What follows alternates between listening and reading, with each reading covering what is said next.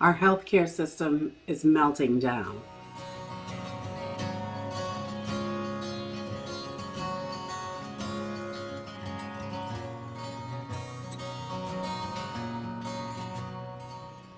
Welcome back to Homestead Corner. Today I wanted to talk a little bit about our healthcare system, and it is melting down by the day. It is getting worse and worse and worse. Everything is just compiling, and it is not getting better at all. There is no end in sight. It is going to continue to melt down as everything progresses. The last few months, we have seen some massive staff shortages in the healthcare system because of mandates and things of that nature. So and they're just so overworked. These people are just working and working and working. I have an old friend that is in the healthcare. She works in healthcare business, and she is working ridiculous amounts of hours right now, 16-hour shifts all the time, because they just don't have the staff. And it is just so overwhelming for these workers. And not only are they overworked, there are even places in southern Maine here that the nurses aren't getting paid. They're getting partial checks and things like that.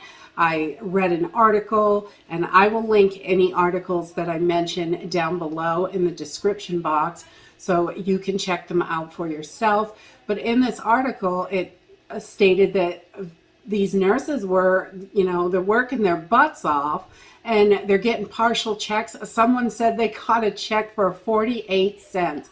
Imagine working all week and getting a check for 48 cents.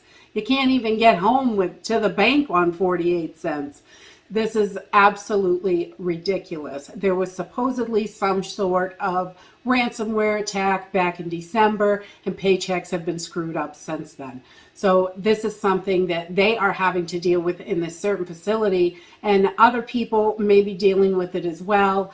I'm sure the finances are a nightmare in a lot of hospitals because the lack of staff and all the problems that are going on.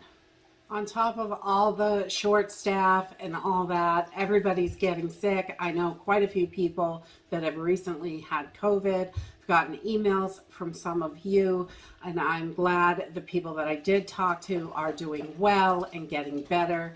That is wonderful. I've gotten quite a few emails recently. One person, I won't mention her name, but she had recently been sick and had to contact the doctors by telemedicine, and was able to get, the medication that she needed to help her with her sickness in the beginning, but the medication was not helping. It wasn't improving. And then, so they couldn't help her any further with telemedicine.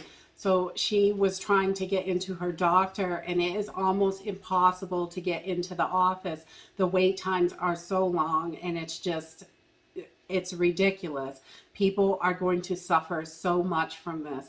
Right now, I think it is so important to pay attention to your health. Try to keep up on your health. Make sure you are eating the best that you can eat. Right now, groceries are so expensive, and they just keep going up and up and up. Eating the best that we absolutely can, taking vitamins to help supplement for the things that we can't get, will definitely help. I know I drink like a superfoods drink once a day, and that helps make sure that I'm getting the nutrients that I need. I also stock protein shakes, like the powdered ones, the powdered containers. I keep those in my supplies just in case if I'm not able to get enough protein, I can at least have a protein shake to help get me the nutrients that I need. And those things are, I think they're important to have in our stock.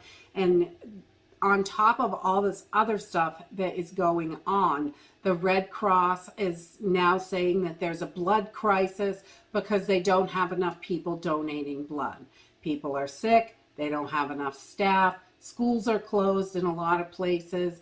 There are just so much going on, and with the pandemic, the shortages, the lack of everything, lack of workers, lack of stuff, lack of everything.